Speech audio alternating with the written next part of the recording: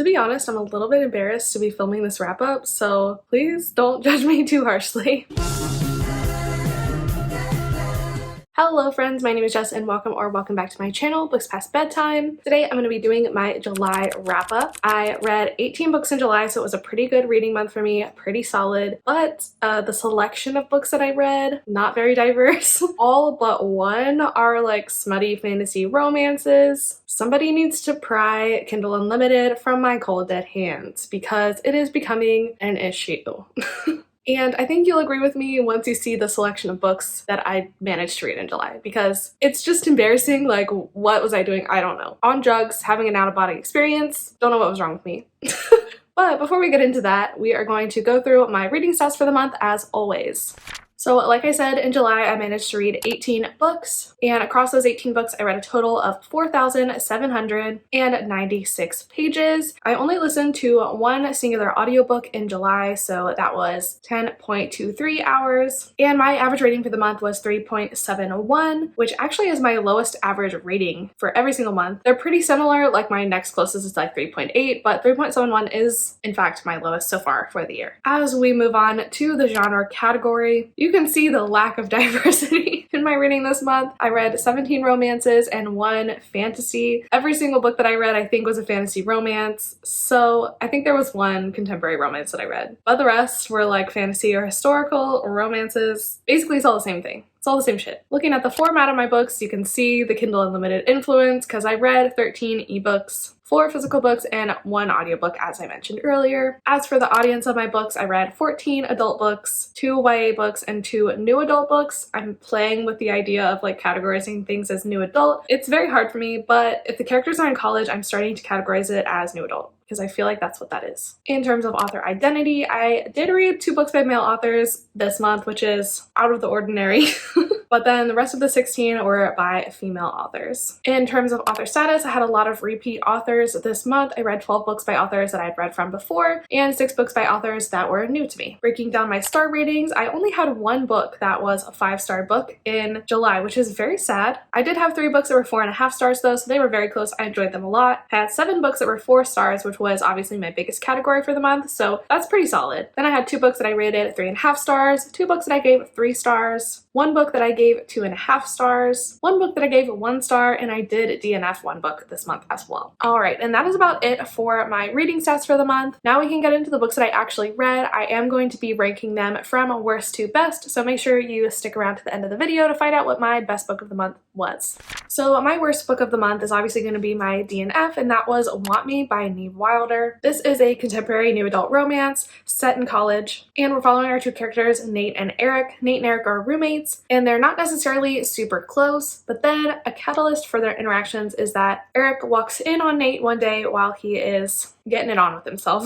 And this kind of sparks a string of hookups between the 2 of them, which sounds good in theory, and I was really like excited for this book at first, but my main problem with this book is that it's like all smut and no feelings, no really reason or understanding like why the 2 characters start hooking up with one another, especially because we don't even get to see the scene that is the catalyst. We were just told about it after the fact. Like the book starts after that has already happened, which I think it would have been a lot stronger if we could have actually seen that scene and like felt the chemistry. That would have made more sense, I feel like, going into their relationship. But we didn't get that, and so it's just like them hooking up super smutty, like no real conversations between the 2 of them. I don't know. It might have gotten better as it went along, but I did end up DNFing this one at 20% because I just wasn't into it and I didn't really see myself loving it if I saw it through. I don't think that this was the book for me. The next worst book that I read in July was Boss Witch by Anne Aguirre. I'm reading this for a list video that will be out at the end of the year, and this was not a strong way to start that video off because I hated this book. I gave it 1 star. It was not a fun time. In this book, we're following our main character Clementine, who is a part of a family of witches, and the conflict of this book comes into play when a witch hunter comes to town. Clementine knows that her family is not safe with him in town, so she hatches this plan to date him to distract him from the rest of her family and hopefully like convince him to leave town. But the problem problem comes when the two have more chemistry than Clem would have ever expected, and they start to have feelings for one another. My biggest complaint with this book was just that it felt very millennial. Like, it was very corny and cheesy, and I did not like the characters very much. Their interactions were very strange. Clementine gives off like girl boss vibes that I just could not get behind. She was just a weird character. I did not connect with her at all. I didn't like her at all. And our mailman character was very much like, I don't know, these were two characters that like sound good on paper, but in practice I just did not connect with them. I didn't like them, and I found them very millennial.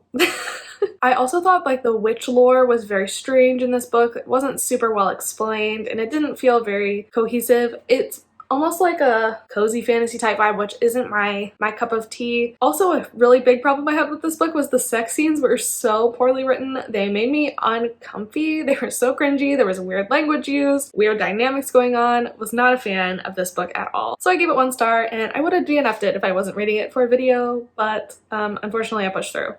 Alright, next on my list, we're getting into the embarrassing stuff. So the third worst book that I read in July was called Snuggle Season by Amy Bellows, and this is a male-male fox shifter romance.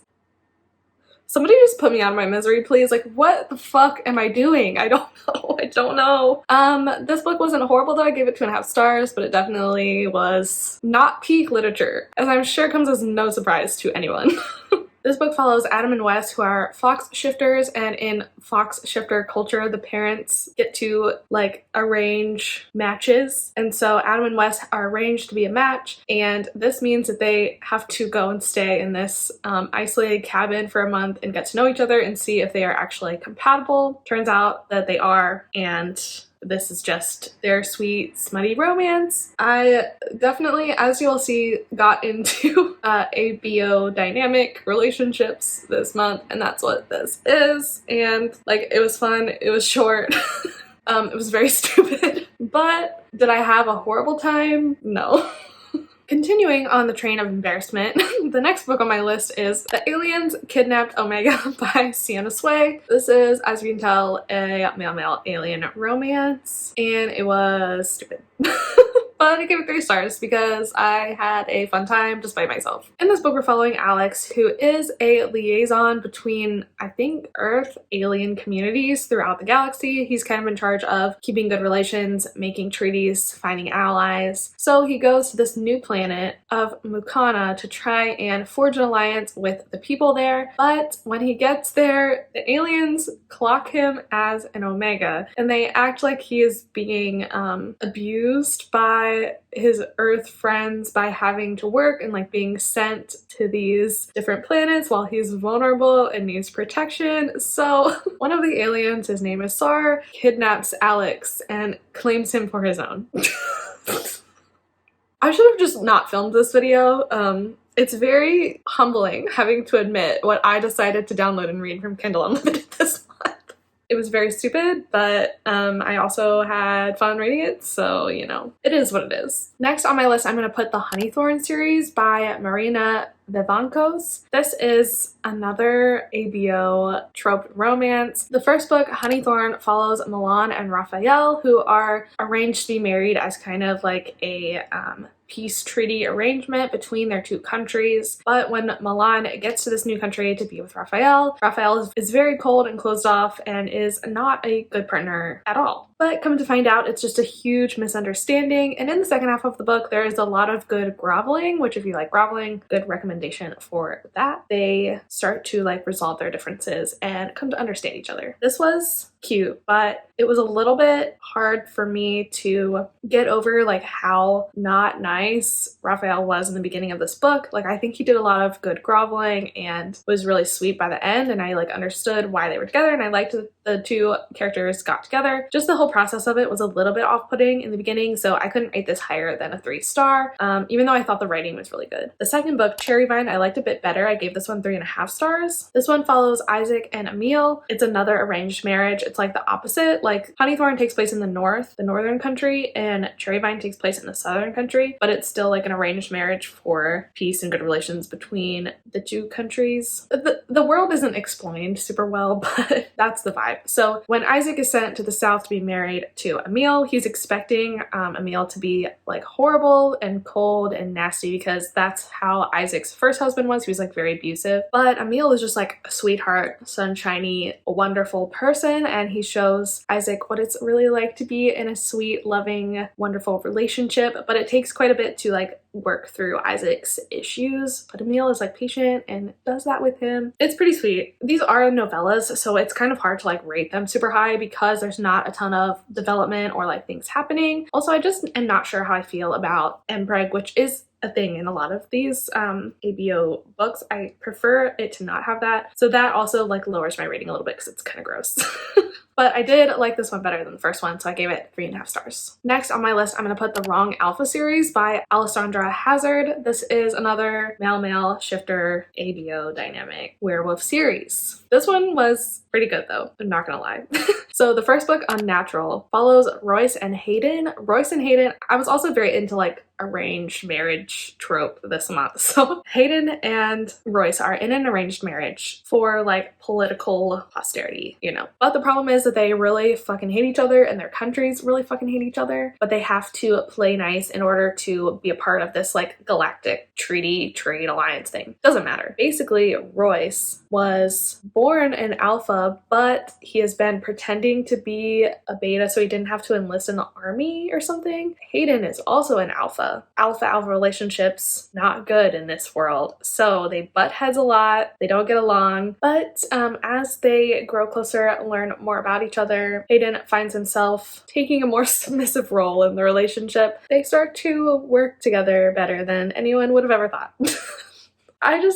Oh my god, talking about this shit out loud is just making this so much worse. Like, I feel like I'm like, getting anxious and embarrassed. And I'm just talking about this to myself in my apartment, but like just knowing that somebody's gonna watch this and be like, what the fuck is she doing? Somebody like validate me and tell me I can read whatever I want and it's fine. Anyway, I gave this book 4 stars. I really liked it. The next book in the series is called Feral, and it follows Hayden's cousin, Devlin. Devlin is a Zeus alpha, which means he is like very volatile and more like aggressive. And at the end of book 1, something terrible happens to him. And then in this other timeline, we're following Jules, who is like the middle brother, the plain brother in this like high society-ish family, and he finds out that his uncle is keeping some beast in his basement and experimenting on him, and Jules is like, this is not cool, and so he's determined to help the beast escape. They have relations with each other. The beast mates him basically, but then he helps him escape and he's like, we can't be together, you have to go. Later on, Devlin, Hayden's cousin, is courting Jules's older brother. Jules feels this strange draw to Devlin, but it's like a forbidden thing because he's courting his brother. I'm sure you can guess where this is going. So that's the second book. I really like the second book. I give it 4.25 stars. It was really good. And then the third book, called Illicit, is even fucking worse. Cassandra Clare, who? So basically, the third book is following Liam, who is Jules's older brother, who was courted by Devlin in the beginning. And he's kind of like sad because Devlin didn't end up liking him and he has no one while his little brother is like so happy and paired off. But then they have this older brother, Anthony, who's like been away in the war. But since Hayden and Royce from the first book have repaired relations between their countries, Anthony has been found and is coming home. But they haven't seen Anthony in like 17 years or something, like a really long time. There are some discrepancies when Anthony comes home. They're not sure they recognize him, but they brush it off like, oh, we haven't seen him in a long time. But then Liam and Anthony start to be attracted to one another.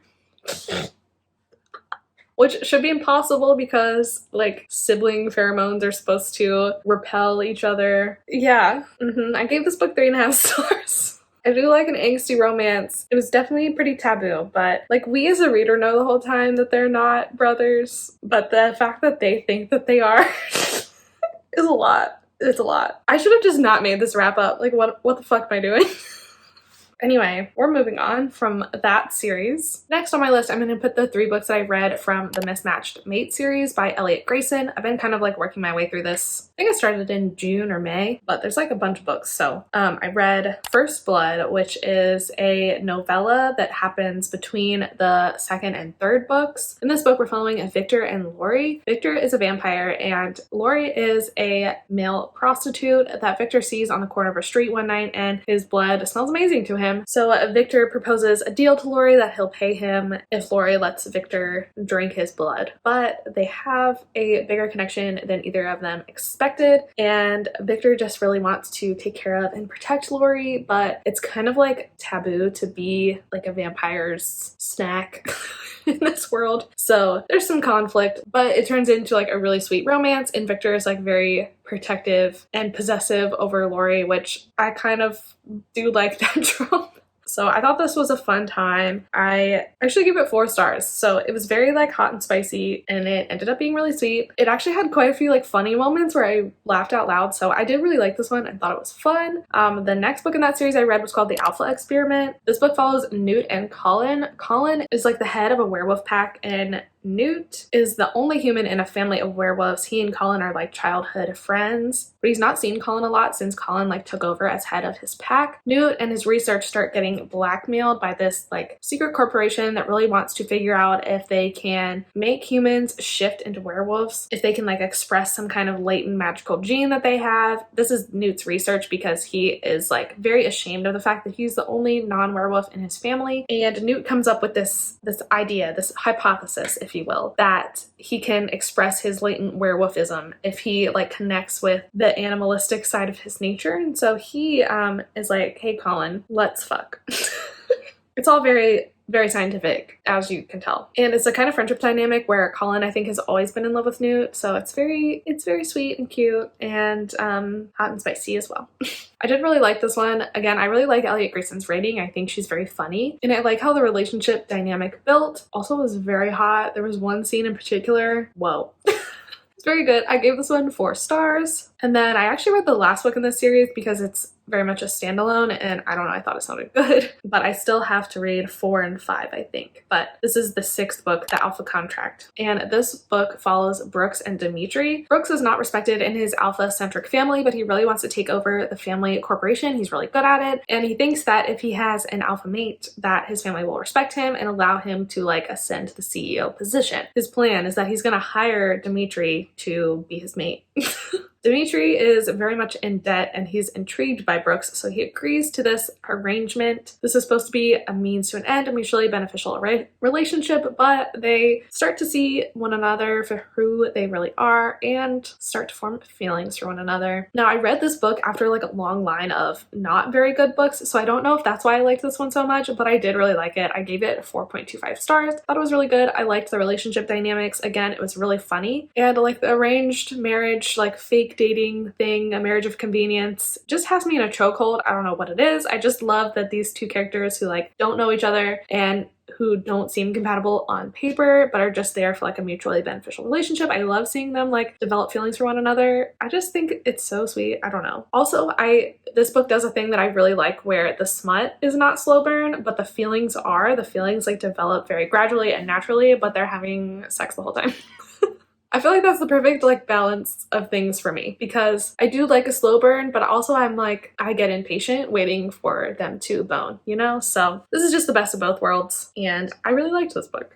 Next on my list, I think I would probably put So This Is Ever After by F.T. Lukens. This is a YA fantasy romance and it follows our main character Eric. Eric and his friends have defeated the Vile One, who's this like evildoer at the beginning of this book. They need someone to sit on the throne in the meantime until they find someone else to take over from them. So Eric volunteers, but this plan backfires majorly because now Eric is stuck on the throne and he must find a partner to rule alongside before he turns 18, which is in 3 short months. So trying to ignore his crush on his best friend Matt, who is his right-hand man, because he thinks Matt does not like him back, he sets off to try and woo one of his friends or to find somebody in the kingdom to marry because he doesn't want to like guilt Matt or force Matt into doing this when he doesn't feel the feelings for Eric. But Matt does feel the feelings for Eric, so this is just a story of 2 silly boys not communicating with one another, and it's very angsty and stressful. I had to put it down a couple of times, but I did really like it. It was a really fun read. I loved the cast of characters, even though some of them I had trouble like differentiating between, particularly the girls in this story. There's like a group of 6 friends, and Matt and Eric were the main characters, so I could tell them apart, and like the third male character, I could tell him apart too, because he had a distinct personality, but like the 3 girls were kind of hard for me to tell apart, like who was who. So I had some trouble with that. And also just the YA level of angst in this book hurt me a little bit too much to like give this book 5 stars, but it really was a lot of fun. I enjoyed my time reading it, and I really did like Eric and Matt and was rooting for them the whole time. So this was definitely a good one, and it's going to be featured in a reading vlog that I'm going to have coming out next week, I think. So keep your eye out for that, and you can hear like my in-depth real-time reactions to this one. Next on my list, I would probably put The Queer Principles of Kit Webb by Cat Sebastian. This is my first Cat Sebastian book, and I really had a lot of fun with it. This is a male-male Regency romance following our main characters Kit and Percy. Percy is in a bit of a pickle. There is someone blackmailing him and his friend, and so in order to thwart this blackmailer and kind of save himself and his friend, he has to steal this book that used to be his mother's from his father. His father is kind of the crux of the whole issue as well, so he wouldn't mind getting back at his father in tandem. But he is a distinguished gentleman, and so he does not know how to commit crimes, so he hires Kit, who is a notorious criminal. But the problem is Kit has retired because he recently lost a friend and got injured himself, so Kit now walks with a cane. He can't really make hasty getaways, so he decides to, instead of do the crime for Percy, he's going to train Percy how to do it, because Percy intrigues him and he's attracted to him and he wants to spend more time with him. It was really fun. I really liked it. Cat Sebastian's writing is really good. It's very like witty and funny, so that made this like a really quick, very fun read. I also really liked Kit and Percy's dynamic and relationship with one another. They were super cute and sweet with one another. I really liked it. I feel like this could do with some more spice to it. It had a little bit, but I wanted a little bit more, to be honest. There was like a little bit too much focus on the plot and not enough focus on the romance, especially because the plot wasn't super strong and it was a little convoluted and confusing and had some holes in it. So maybe this just needed to be longer so it could be a little bit more well-rounded. So that's why I couldn't give it like a full 5 stars. I feel like this is like a 4.25, like a 4.5 star for me. I really enjoyed it, but I did have a couple issues with it. Next on my list, I'm probably going to put Blindsided by Becca Steele. This is a contemporary new adult romance between Liam and Noah. Liam and Noah have a bad first impression kind of meet cute when they smash cars. They smash their cars, they get in a car crash with each other in the parking lot. And then come to find out later in the day, they are actually assigned to be roommates. So they are living in the same house at this college, and they're like, what the hell? They have a very contentious relationship, but they're also like very drawn to each other, and they start hooking up, and then they develop feelings. And to be honest, I don't have a very clear memory of what this book was about. I think it's because I read it so quickly. I read it, I think, like the day it came out or the day after, because I really liked Becca Steele's latest release, but I read it so quickly in one sitting, so I feel like I don't really remember exactly what this is about, but I thought it was really hot and cute. I think that I do wish that there had been a little bit more feelings, because I feel like they were always just like jumping into bed with one another, but I really don't remember this that much other than that I really liked it.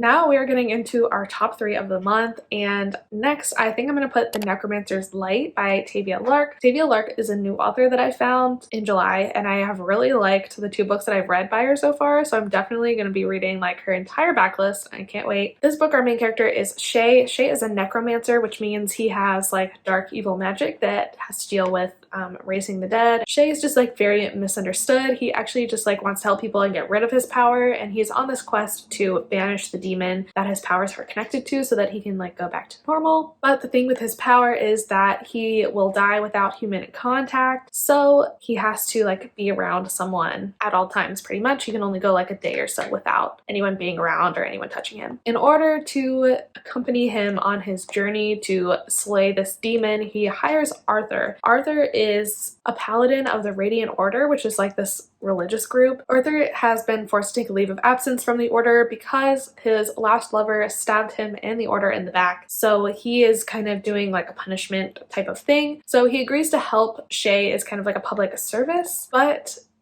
he didn't expect to be so attracted to Shay and for Shay to be so clingy, and this was just really cute. I really liked Arthur and Shay's dynamic. Shay was definitely very like closed off, and I really liked seeing Arthur try and like break down his shell. I really liked the slow burn aspect of this book. I felt like their relationship grew very gradually and naturally, and I really enjoyed it, especially because like it's set up with some pining, that they both really like each other but don't think that the other one likes them in return, so it takes a while for them to warm up to one another. I also thought that this book had some funny moments in it as well. The writing was just like top notch. This book reminds me of books that are published by Tor, because a lot of the times they publish like really good gay SFF books, and I feel like Phoebe Lark should like get in there. Don't get me wrong, I love Kindle Unlimited books, and I love that the opportunity Kindle Unlimited gives to authors to like self-publish their own stories, but there's just something like different and special about this book that I feel like, I don't know. I'm not saying traditional publishing is better. I'm just saying that this book would fit in well with the other books that Tor has published. That's like just my opinion, something I noticed. So I really liked this one. I thought it was great. I gave it 4.5 stars. There was like a little bit of something missing for me to give it a full 5 stars. I think because of the slow burn, like I don't know, like it just took me a little bit to like get into it, and it wasn't necessarily like a page turner, but I really enjoyed it a lot. And now we're into the top 2. So my second best book of the month was Before We Disappear by Sean David Hutchinson. This is a YA fantasy historical book following Jack and Wilhelm. Jack and Wilhelm are both magician's assistants at the Seattle Pacific Northwest World Fair. I don't know what it's called. It takes place in like the early 1900s. Jack is like a very good assistant to the enchantress, who is like the headlining act at this world fair, whereas Wilhelm is the assistant to this up-and-coming magician. Jack is very entranced by Wilhelm. He's like very attracted to him, and he also is entranced by him because he cannot figure out some of the magic tricks. Turns out Wilhelm has real magic, and that is why Jack cannot figure the tricks out. So they form this friendship and this connection, and it turns out Wilhelm is being abused and held captive by the magician he is the assistant of, and so Jack is determined to help free him and get him out of that situation. This book took me by surprise. I really was not expecting to love it as much as I did. I definitely have liked previous Sean David Hutchinson books, but I don't know, this one just intimidated me, I think because it was so big, and I just wasn't sure if I was going to be feeling it, but I definitely was feeling it. It was so well written, and I really loved Jack and Wilhelm's characters, and I love how their like friendship developed and their connection with one another developed. I also really loved all the side characters in this book, and the plot and the storyline. It just was all like came together for a very well-rounded, very good book. I really liked this a lot. The only reason it's not a full 5 stars is because it's YA, and I just sometimes need a little bit more in my stories, you know? So this one was like a 4.5, but a very strong 4.5, and I probably could be argued up to a 5. I really liked this one a lot. And then my best book of the month was Under the Whispering Door by TJ Klune. I loved this book, and I cannot believe it took me so long to read it. I know this one does not get as high ratings as The House on the Cerulean Sea, but I thought it was just as good, if not better. In this book, we're following our main character Wallace. At the very beginning of the book, Wallace dies of a heart attack, and he must cross over into the afterlife. And on his stop to cross over is this tea shop that is owned by Hugo. Hugo is somebody who's tasked with helping ghosts cross over into the afterlife, having them come to terms with their death and like accept the crossing over and the moving on. The problem comes when Wallace and Hugo start to fall for one another. So this complicates matters a whole lot. The romance really is not the main focus of this book. This book is really about grief and dealing with life and the person you were in life. Wallace was not the best person in life, and so he really feels like he has to kind of make up for that before he can cross over, before he's ready to cross over. All of the side characters are also so great in this book. I loved everything about this. It made me cry. I was reading it at the airport and I was just sobbing, but I didn't want to stop reading it. I wanted to finish it so badly. So I was just crying in the terminal, crying on the plane, and I feel like people were just like, is she okay? Like, what the fuck is wrong with her? But I couldn't help it. And it's been a while since a book has made me feel like this before. I feel like I've talked about this before, but I haven't really cried at a lot of books this year. I think it's because of the things that I'm reading, obviously. I just really loved this one. I just thought it was so powerful and moving. Such a good like explanation of grief, and it kind of gave you a new perspective on like life and without being preachy. I just really loved this book so much. It was so good. It was so good. I loved it. Okay. And those were all the books that I read in July. Definitely let me know down below what the best book you read in July was. Also, please don't judge me too harshly for all of the shit that I read. I'm embarrassed enough for the both of us, so Thank you so much for watching this video. I really appreciate you being here. If you want to see more of my day-to-day reading and life content, definitely follow me on Instagram. You can also follow me on Goodreads. I'm trying to make some TikToks here in the next couple of weeks, so if you want to follow me over there, you can as well. Also, like this video if you liked it, and subscribe to my channel if you want to see more bookish content from me. And that is going to be all from me today, so thank you again for being here, and I will see you in the next one. Bye.